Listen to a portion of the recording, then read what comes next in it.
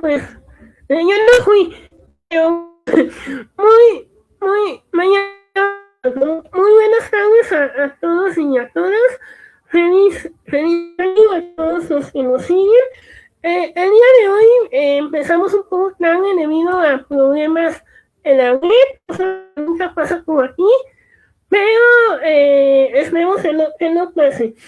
El día de hoy, como ustedes saben, es día 6 de enero, día de los Reyes Magos, pero además de partida agosta, también se conmemora la ley del 6 de enero de 1915, que fue promulgada por el presidente Venustiano Carranza y que muchos consideran como el inicio de la reforma agraria. En ese sentido, para conmemorar la ley, eh, para conmemorar la ley,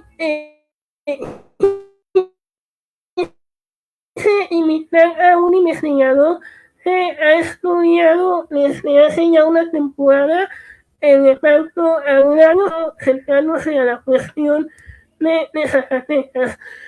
Ya lo conoce porque es alguien que siempre invita por aquí. Y siempre nos acepta amablemente la invitación. Es el doctor José Eduardo Jacobo Bernal. Él es licenciado y doctor en Historia por la UAS, maestro en Historia Moderna y Contemporánea por el Instituto MOA, y tiene varias publicaciones y artículos también, entre las más importantes sobre el tema está Por un pedazo de tierra, la dotación de ejidos en Zacatecas. También ha sido ganador de varios concursos, entre ellos el concurso nacional de textos para la creación de la obra conmemorativa del centenario de la promulgación de la Constitución de 1917, convocado por la legislatura de la Cámara de Diputados, y además tiene otras obras muy interesantes que ya hemos presentado por aquí, como los 201 años de la creación del Estado de Zacatecas. Actualmente él es docente investigador en la Universidad Autónoma de Zacatecas y tiene la mala fortuna de ser mi asesor.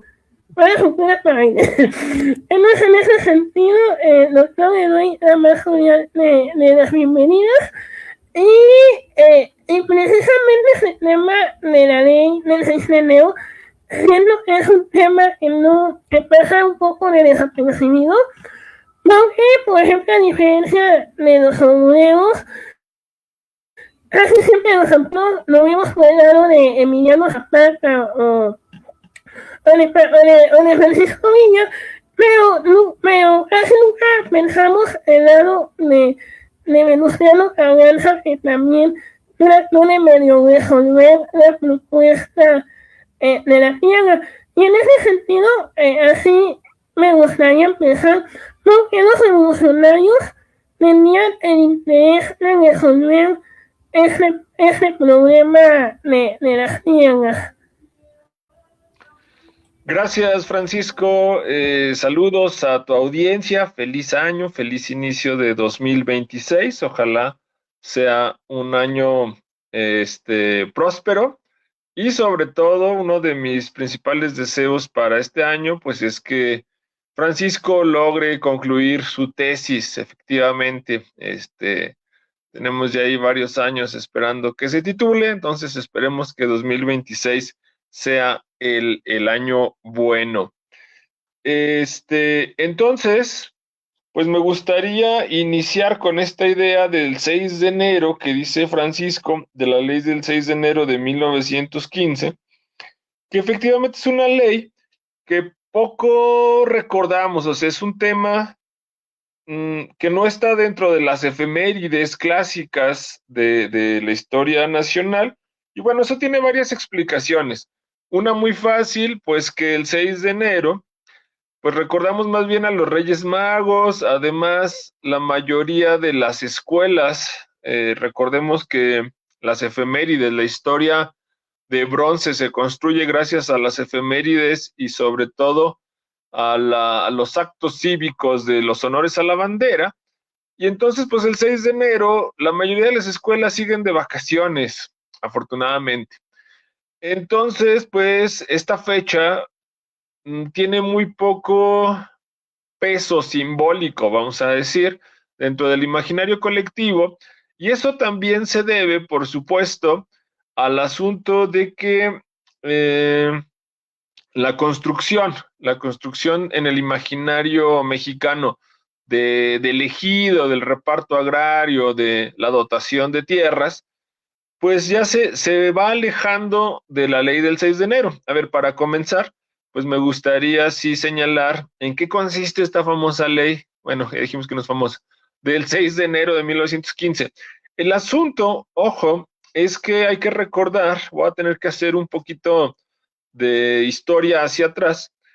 Recordemos que la revolución, trataré de no tardarme mucho, recordemos que la revolución pues inicia en 1910 con Francisco y Madero, el plan de San Luis, hace el llamado a levantarse en armas para derrocar al régimen dictatorial de Porfirio Díaz.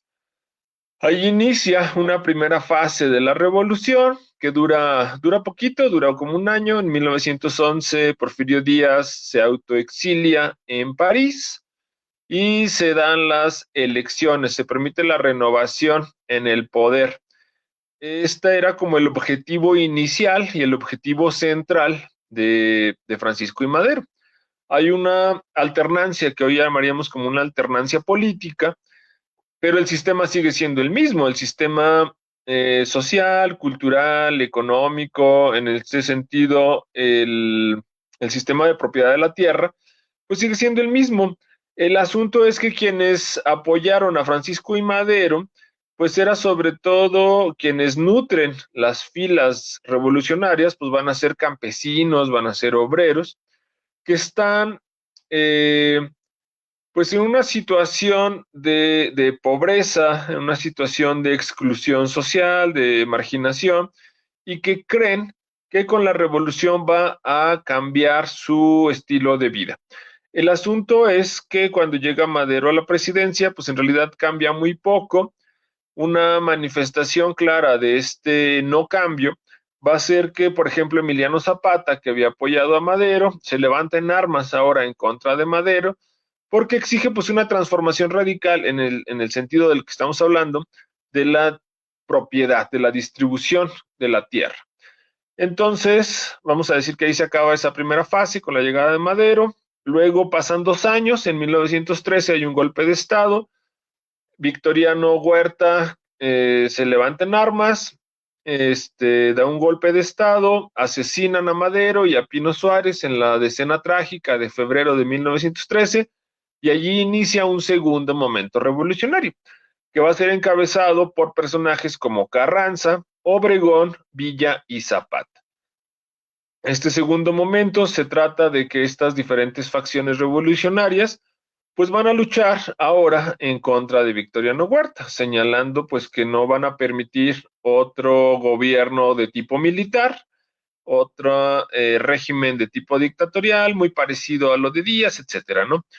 Y esta segunda fase va a terminar prácticamente con la toma de Zacatecas el 23 de junio de 1914. Allí ya finalmente es una victoria contundente contra el ejército de Victoriano Huerta. Para los pocos meses Victoriano Huerta deja el país, etcétera, ¿no? Y ahí inicia una tercera fase de la revolución. Esa tercera fase inicia, vamos a decir, con la Convención de Aguascalientes, que es después de la toma de Zacatecas, se juntan los revolucionarios en Aguascalientes para decidir cuál va a ser el rumbo que debe tomar la revolución en términos políticos, ¿no? No logran ponerse de acuerdo porque sobre todo Carranza y Obregón pertenecen como a las clases medias, clases altas del norte de México, mientras que Villa y Zapata pertenecen a las clases populares, Villa del norte, Zapata del sur, y entonces tienen como visiones muy diferentes de lo que debería ser el país ahora ya en el momento post-revolucionario. Esta tercera etapa luchan estas cuatro facciones y un tema fundamental va a ser la tierra. Los campesinos van a estar luchando por con la esperanza de hacerse de un pedazo de tierra.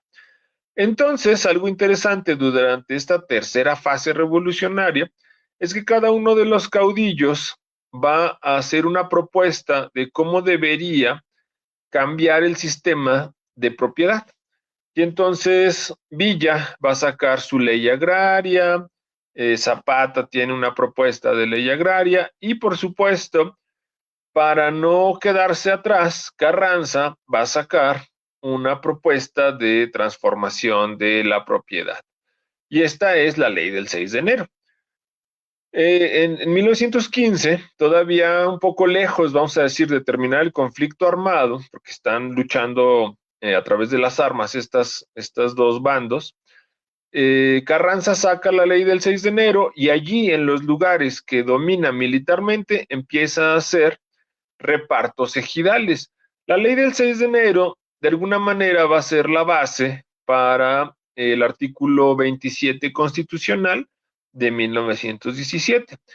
La ley del 6 de enero es relevante porque a final de cuentas es la propuesta de quien ganó la lucha armada. La lucha armada la va a ganar el bando de Carranza y Obregón y los derrotados van a ser Villa y Zapata. Por lo tanto, las propuestas de leyes agrarias impulsadas por Villa y Zapata no van a tener continuidad, no van a establecerse en la Constitución y pues van a quedar ahí nada más como episodios fugaces durante el momento revolucionario, durante la tercera fase revolucionaria.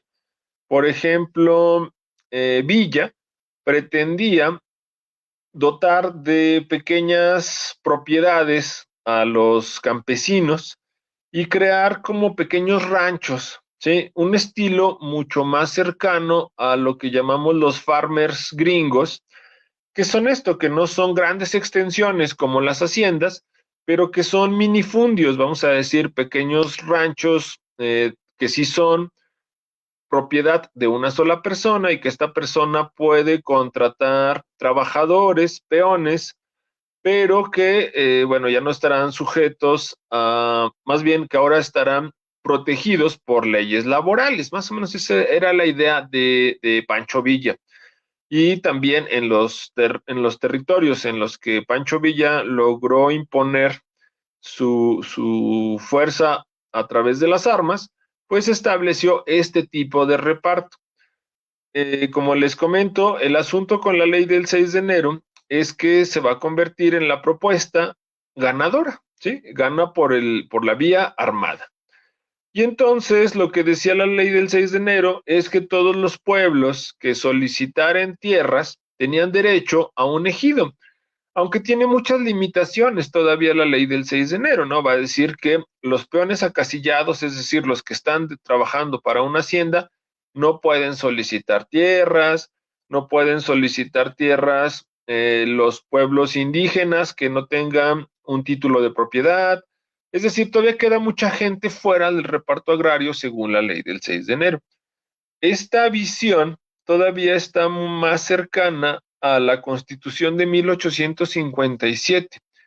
El asunto es que la transformación principal entre la Constitución del 57 y la del 17 tiene que ver con pasar de un constitucionalismo liberal a un constitucionalismo social. Trato de explicarlo. El constitucionalismo liberal tiene como premisa fundamental los derechos de los individuos. En este caso, el derecho de la propiedad es un derecho inviolable e inalienable.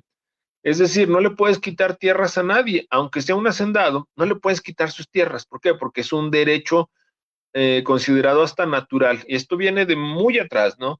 No me voy a ir a los orígenes del mundo, pero sí, por ejemplo, en la Constitución francesa que se da después de la Revolución de 1789, ahí se establece que uno de los derechos fundamentales va a ser el de la propiedad.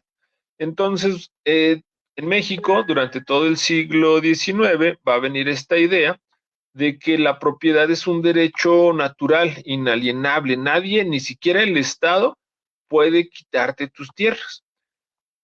En la Constitución de 1917, que tiene por base esta ley del 6 de enero, se repite un poquito esa idea, pero se deja como un hueco legal, el cual dice que sí se podrá expropiar tierra a causa de utilidad pública. Esa es como la pequeña gran diferencia, porque no está definido en el texto constitucional del 17 qué significa exactamente utilidad pública. ¿Sí? En el siglo XIX se entendía por utilidad pública pues la creación de puentes, la creación de caminos, el paso de un río, la creación de una presa. Decían, bueno, estas construcciones, estas obras son de utilidad pública porque van a beneficiar a toda la comunidad. Entonces, si necesitamos crear una presa, podemos expropiar terreno. Esto era en el siglo XIX.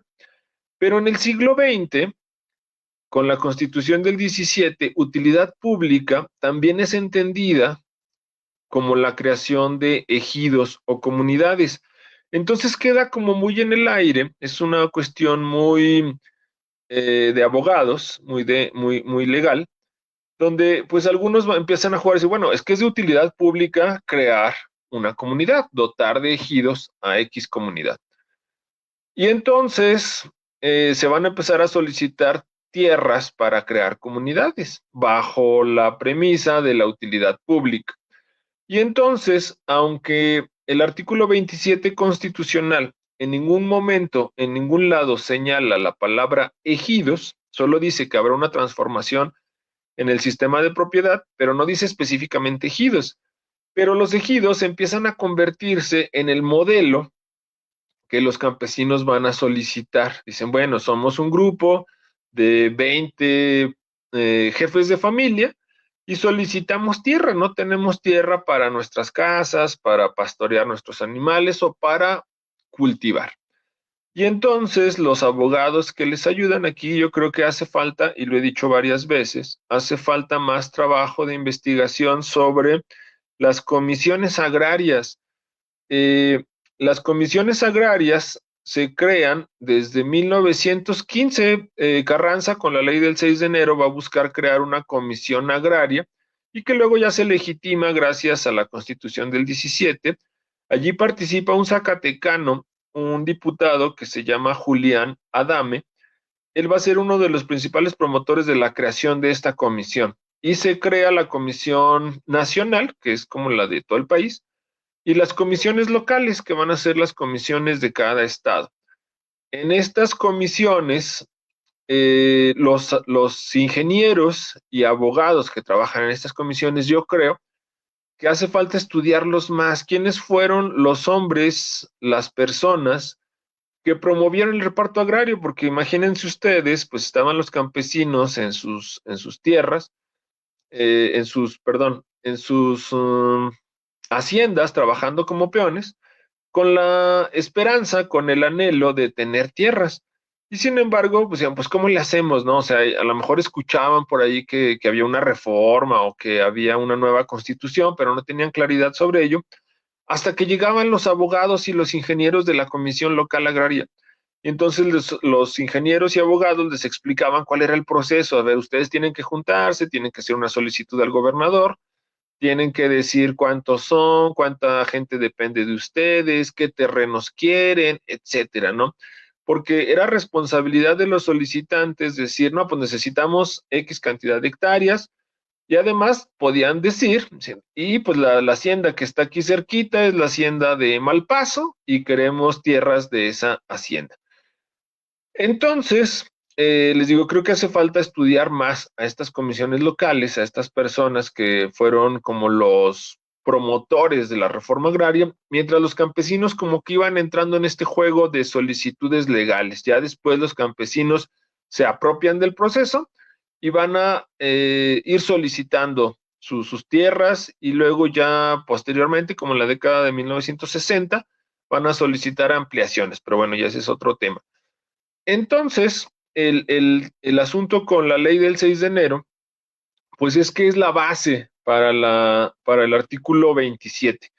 Es como la piedra inicial de ese gran proceso que va a ser la reforma agraria y que, aunque, como he dicho, tiene sus limitaciones legales en cuanto a quién puede solicitar tierras, pues empieza, vamos a decir, con este proceso de dotación, que va a ser un proceso muy largo, muy complejo, para que la legislación cambie. Yo como comentaba Francisco hace un ratito, en los artículos o en los libros que he escrito al respecto, afirmo que la transformación en la ley tuvo que ver con la presión de los campesinos. Yo he afirmado que los campesinos no fueron actores, no fueron pasivos, sino fueron actores activos en el proceso de reforma agraria. Presionaron para que la legislación cambiara, para que la dotación fuera más amplia, para que se entregaran más tierras. Por poner un ejemplo, en 1930 se pretendió terminar la reforma agraria, decir, no, pues ya aquí se acabó, ya entregamos las tierras necesarias y ya se acabó, ¿no? Y el resto de las tierras van a seguir siendo de pequeñas propiedades y pues eso estaba muy alejado de la realidad campesina, ¿no? Los campesinos siguieron pidiendo tierras, justificando el por qué las necesitaban y en el sexenio de Lázaro Cárdenas de 1934 a 1940, pues el reparto va a ser masivo. Lo que reparte Lázaro Cárdenas es más de 300% de lo que se había entregado antes de su presidencia, ¿no? Es decir, el propio Carranza, Obregón, Calles y los presidentes que están durante el maximato, que luego se me olvidan, pero que son Abelardo Rodríguez y otros dos que luego sí siempre se me olvidan. Pero bueno, todo lo que se entregó de 1917 a 1934 no representaba ni el 30% de lo que va a entregar Lázaro Cárdenas del 34 al 40. Y por eso es importante la ley del 6 de enero. Estoy extendiéndome en mi explicación porque Francisco abandonó la sesión y estaba esperando que regresara para hacernos más preguntas, pero creo que ya está por ahí. A ver si es cierto. Francisco, te invocamos. Ahí está. No, aquí ando, solamente apagué la cámara. Pero precisamente una de las cosas que me llama la atención son los procesos como si se reparte la reforma agraria. Y eso yo creo que tenemos la mala costumbre de verlo todo desde una perspectiva del presente, lo cual es un poco malo porque vemos todo como algo muy rápido, pero la verdad, como usted mencionaba, son procesos lentos y en ese sentido me gustaría preguntarle cómo o a través de qué mecanismos se fueron empezando a dar estas primeras dotaciones de tierras, a través de qué mecanismos y, y quiénes, digamos, eran los que se beneficiaban a esta primera ley. Ok. Bueno, nada más ahí precisar, yo creo que no es malo ver la historia desde el presente, pero sí, ojo, lo que sí, creo que lo que Francisco quería más bien decir es que lo hacemos de manera anacrónica, es decir, que a veces queremos entender el pasado a partir de cómo funcionan las cosas en el presente, ¿no? Pero bueno, efectivamente yo creo que es los problemas del presente los que nos motivan a estudiar el pasado. Yo por eso siempre les digo a mis estudiantes que un profesional de la historia lo primero que debe conocer bien es el presente para poder interrogar el pasado.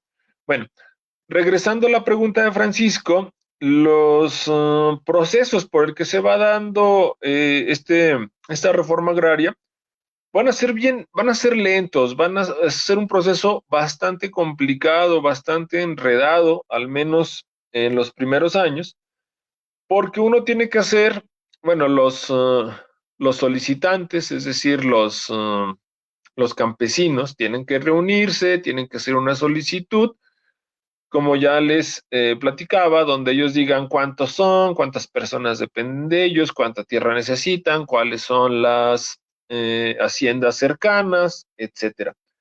Y esa solicitud debían mandársela al gobernador del estado. El gobernador del estado, a su vez, se la hacía llegar a la Comisión Local Agraria. La comisión local mandaba a un ingeniero a revisar la situación, ver que efectivamente necesitaban esa tierra que decían, que las haciendas que ellos mencionaban efectivamente estaban ahí cerca, etcétera, ¿no? Como ir a verificar todos los datos. Y luego la comisión local daba una resolución. Decía la comisión, pues sí, efectivamente, los solicitantes de Santa Mónica necesitan 1,200 hectáreas. Pero luego el gobernador, que en muchos casos era amigo de los hacendados, decía, no, ¿sabes qué? Esas son muchas hectáreas, nomás dales 800. Y entonces ya se les daban 800 hectáreas de manera provisional.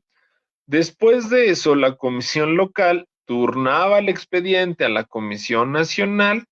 La Comisión Nacional podía enviar otros ingenieros a hacer el mismo proceso, levantamiento, cuántas hectáreas, entrevistar a los campesinos, ir a hablar con los hacendados, etcétera, todo este rollo. Y luego ya la Comisión Nacional decía, efectivamente hay que darles las 1,200 hectáreas que al principio decía la comisión local.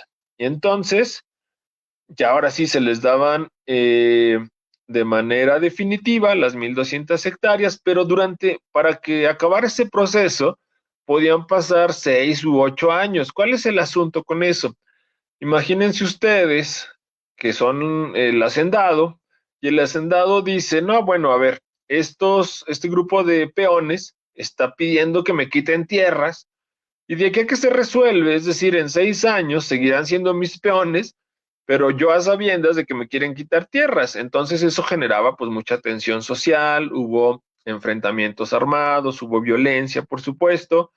Hay casos muy sonados en Zacatecas, como la matanza de la Blanquita, que es el hacendado de Trancoso, mandando asesinar a solicitantes de tierras, etcétera, ¿no? Entonces era un proceso que generaba pues mucha tensión social. ¿Cómo se va a ir resolviendo este proceso? Esta complejidad dura hasta la llegada de Lázaro Cárdenas. Y Lázaro Cárdenas, bueno, si bien es recordado por un reparto de tierras, como ya decía, de manera masiva, lo logra gracias no solo a su buena onda, sino a un código agrario de 1934. Por fin, el código agrario del 34 reúne todas las leyes agrarias, trata de dar homogeneidad o simplificar el proceso, y además va a quitarle poder a los gobernadores. Es decir, los gobernadores ya no van a poder estar modificando las resoluciones de las comisiones locales, sino que vamos a pensemos en términos del presente, se hace un proceso federal. El único que puede transformar la sentencia o firmar la sentencia es el presidente. Y entonces así ya va más de acuerdo, se evita todo el primer proceso de conflicto entre la comisión local y el gobernador. Y además los gobernadores a partir del 34 van a estar ya muy alineados a las disposiciones del presidente. Sabemos, quienes vivimos en México, que prácticamente todo el siglo XX se instaura una maquinaria partidista política, que es la en el primer momento se llamaba el Partido Nacional Revolucionario, y que va a crear toda una estructura que depende de la figura del presidente. Otra de las hipótesis que yo siempre manejo acá es que gracias al reparto de tierras, el presidente va a lograr consolidar su figura como omnipresente en la política mexicana. No por nada Lázaro Cárdenas es recordado como Tata Cárdenas, ¿no? Se crea ahí los mecanismos de un sistema paternalista donde el presidente va a proteger a sus hijos mexicanos, ¿no? Entonces, en la dotación de tierras, el presidencialismo se va a afirmar como una de las figuras políticas fundamentales durante todo el siglo XX. Creo que también esa es una faceta que hace falta explorar más en términos de investigación, pero bueno, más o menos así funciona. Y entonces, pues los beneficiados pues van a ser pues todos los peones de las haciendas que van a empezar a pedir tierras, que van a empezar a solicitar ejidos y que si se les va a otorgar, ya sabemos que no son de la mejor calidad las tierras y pues el problema, adelantándome un poquito a las conclusiones, el problema básico va a ser que sí se les da tierra a todos los campesinos, pero no se les otorga la tecnología para explotarla de manera correcta, tampoco hay una educación financiera, etcétera. Es decir, en términos capitalistas, vamos a decir que el ejido pues es un fracaso, o sea, porque no logra mejorar el nivel de vida de los campesinos, pero en términos culturales es un éxito porque los campesinos no tienen una visión capitalista, no querían tierras para enriquecerse o para ser los grandes comerciantes o los grandes propietarios, querían tierra para independizarse del hacendado. Y eso, por supuesto que lo logran. Ya pueden sembrar lo que ellos quieran, cuando quieran. Es más, si quieren siembran, si quieren no siembran. Y tienen garantizado el autoconsumo. ¿Sí? Entonces, creo que el ejido tiene como esas dos dimensiones, política y cultural. Electoralmente al PRI le sirve mucho repartir tierras porque crea una base de electores fieles en todo el México rural. Y en términos culturales, pues los ejidatarios sienten ese pedazo de tierra finalmente como algo suyo. Y va a ser como el ancla simbólica de los campesinos hacia sus tierras, hacia sus parcelas, que pues 100 años después seguimos viendo que funciona, aunque hay ahorita un cambio generacional importante en quienes siembran las tierras, pero ese será tema ya de una próxima investigación. Te escuchamos, Francisco. Muy bien. Y precisamente me gustaría preguntarle también eso, ¿qué tanto va evolucionando el tema del reparto agrario en cuanto a las legislaciones? Aunque la ley del sistema, como quiera que sea, va a estar, creo yo, un poco vigente y hasta medio opacada por el artículo 27 de la Constitución, pero al final de cuentas también, eh, pero al final de cuentas también, se transforma o se quita el artículo 27 y al final que se recupera con el artículo 27 es puesto en marcha por el Ejecutivo. Pues en realidad, como decía hace rato, la ley del 6 de enero es como la base del artículo 27, aunque el artículo 27 pues también va a ir sobre el tema del subsuelo, que va a ser importante luego para la expropiación petrolera. Las aguas, las tierras, se señala que son esencial y originalmente propiedad de la nación, y entonces no puede haber un particular que sea dueño de las tierras, siempre va a ser la nación. Aquí ya tenemos el giro hacia el constitucionalismo social, donde ahora ya no serán los individuos, sino el Estado, el que vele por esa utilidad pública de la que yo hablaba hace rato. Entonces, el artículo 27 sí toma la idea del reparto de tierras a las comunidades que así lo necesiten, como señalaba la ley del 6 de enero, pero durante la primera década de la reforma agraria, los primeros 17 años, para ser más específicos, hay transformaciones constantes. Hay una ley en 1920 que es la ley de ejidos, luego va a venir la ley de tierras y aguas, y además eso sin contar con que le vamos a tener las leyes estatales. Están las leyes nacionales y las leyes estatales. En Zacatecas, por ejemplo, tenemos una ley agraria de 1919 que no velaba tanto por los ejidos, sino más bien por la pequeña propiedad, etcétera. Es un tema también de federalismo, es decir, donde todavía vamos a ver una disputa importante entre los estados y la federación, ¿sí? Los estados van a tener su propia agenda política, su propia idea del reparto de tierras, y la federación va a tener otra, ¿no? A final de cuentas, durante el siglo XX va a acabar imponiéndose la visión federal, donde los estados se subordinan a las necesidades de la federación, ¿sí? Entonces, digo, creo que es un tema también de federalismo, el federalismo planteado a través del sistema de propiedad y del reparto de tierras, y de 1917 hasta 1934, que como señalaba hace rato, se crea un código agrario único, va a haber una transformación legislativa bien enmarañada. Es un tema que es como complejo de explicar, porque son muchas leyes, va a haber muchas transformaciones, va a haber además de las leyes constitucionales, van a salir luego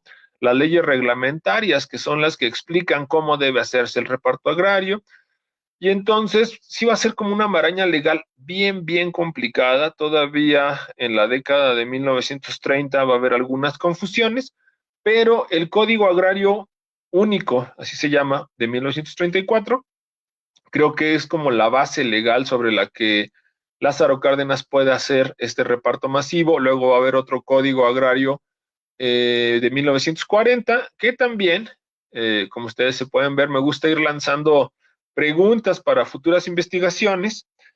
Creo que un tema que no se ha rescatado mucho es que en el Código Agrario de 1940 se establece ya que las mujeres pueden ser ejidatarias con voz y voto dentro de la asamblea ejidal. Eso también creo que es un precedente importante en términos de derechos políticos para las mujeres en México, y creo que también falta estudiarse más a fondo, ¿no? Antes de que las mujeres pudieran votar para elegir autoridades como presidentes municipales, poder legislativo o ejecutivo, donde pudieron votar primero fue en las asambleas ejidales, ¿no? Entonces a mí me parece bien interesante regresar al Código Agrario, porque nos da muchas pistas de cómo funcionaba políticamente México en su dimensión rural. Y vamos a recordar que hasta al menos la década de 1950, México era un país eminentemente rural. A partir de los 50 se va a ir urbanizando, va a haber ya un éxodo de los campesinos hacia las ciudades, pero antes de eso, la mayoría de la población mexicana vivía en el campo. Y entonces entender esos procesos políticos en ese mundo rural, creo que nos abre muchas vetas de investigación. Y aprovecho justo eso para invitar a que sigamos estudiando el siglo XX. Yo creo que el siglo XX todavía tiene muchas cosas que contarnos en términos históricos, y sobre todo en cuestión de estos procesos rurales de reparto de tierras, vistos no solo como una dádiva del gobierno hacia los campesinos, sino vistos como procesos políticos complejos, donde los campesinos fueron actores fundamentales para esta transformación. Muy bien. Ya para ir cerrando, creo que es importante estudiar y reflexionar sobre la 6 de enero, y además lo que es seguir reflexionando ya no solo sobre el tema de la cuestión agraria, sino también sobre el tema de los campesinos, y también un tema que ha sido poco estudiado, que es el tema de las aguas, que también va junto con pegado también con ese tema del reparto agrario. Porque es importante volvernos a tener en cuenta.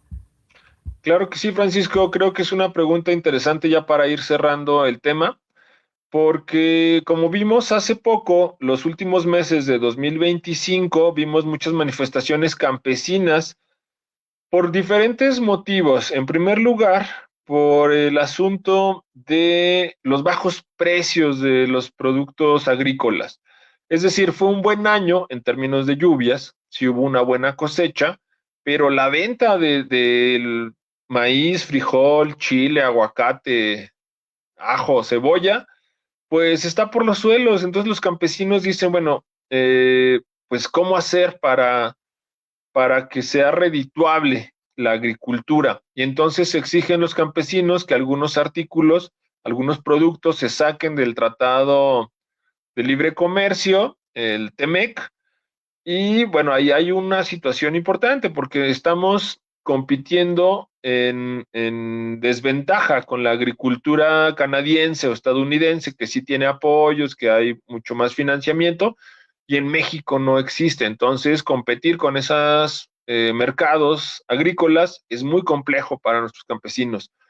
Y el tema de las aguas también, pues ahora que vino toda esta discusión respecto a la ley de aguas, recordemos que el artículo 27 dice pues que el agua es de la nación y entonces va a permitir que algunos campesinos hagan uso del agua bajo ciertas condiciones.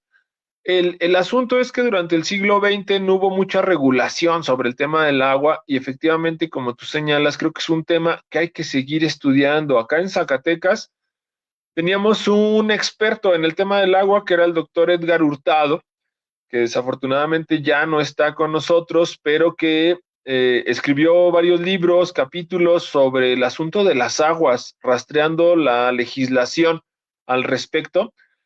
Y ojalá por ahí alguien retomara este tema del agua, porque es un tema fundamental. Yo creo que la situación hídrica en México va a ser el gran tema del siglo XXI, porque nos estamos quedando sin agua en todos lados. Entonces, ¿cómo regularla? ¿Cómo distribuirla? Los costos del agua, lo vemos en Zacatecas, en la ciudad de Zacatecas, el tema del agua ya es prioritario.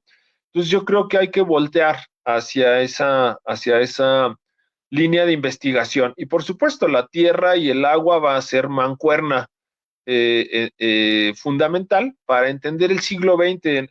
Cuando el doctor Edgar estaba acá con nosotros, organizaba la cátedra Plutarco Elías Calles, donde reflexionábamos sobre estos temas de la tierra, del agua, etcétera, que yo creo que son temas muy presentes y fundamentales. Entonces yo creo que estudiar la tierra, estudiar el agua, estudiar el mundo rural mexicano, siguen siendo fundamentales para nuestro futuro. Muy bien, ahí está la invitación para todos aquellos que no bueno, más bien que no tengan aún temas de investigaciones o que les aburre su tema de investigación y lo quieran cambiar. Ahí está esta propuesta de estudiar los campesinos, estudiar el tema de las aguas, el de las tierras y demás. Y sobre todo siempre tener en cuenta nuestras comunidades, porque también siento que el tema de las comunidades ha sido un tema muy poco explorado, ya no solo en Zacatecas, sino yo creo que a nivel nacional el tema de las comunidades, de cómo se conformaron y demás, sigue siendo un tema pendiente por parte de la misma historiografía. En ese sentido, doctor, yo le agradezco me haya prestado un poco de su tiempo en sus vacaciones para poder hablar y reflexionar sobre este tema. Me parecía que ya está todo resuelto, pero que como usted ha señalado, sigue siendo un tema súper relevante, súper importante y que sigue causando problemas entre los campesinos y la federación y también el gobierno estatal, que también ahí tiene sus claves. Y los invitados, ya vamos a comenzar nuestro podcast la siguiente semana, que va a estar por aquí la doctora Rosalina Guiosuina. Vamos a seguir con nuestros temas del siglo XIX. Ya saben que aquí nunca hablamos del siglo XIX. Y vamos a hablar en este caso de los institutos literarios. Porque así somos muy grandes. Un día hablamos de los campesinos, el otro día hablamos del instituto y el otro día hablamos sobre la Nueva España. Así que, así, le hablamos de todo un poco a las temáticas. Y pues invitarles a que vean los trabajos de doctor Jacobo. Nos pueden encontrar si les interesa en su perfil de academia.edu. Están de manera libre y gratuito. Y también algunos los he visto por ahí a la venta en la librería universitaria, para el caso de por un pedazo de tela, porque también a alguien no le gusta leer en PDF y quiere leerlo en físico, pues ahí en la librería universitaria, ahí deben estar algunos libros a la venta. En ese sentido, doctor, muchísimas gracias por, y esperemos que no sea la última vez que nos acompañe. Siempre quedo aquí a la orden, Francisco. Sabes que me gusta participar, me gusta el proyecto de difusión que tienes. Y efectivamente, digo, aunque sean vacaciones, creo que es un tema fundamental de ir hablando. Gracias por considerarme para iniciar tu año. Y pues les deseo otra vez muy feliz año y por acá nos seguimos viendo pronto. Muy bien. Igualmente feliz año y nos vemos la siguiente semana, el lunes, a la misma hora.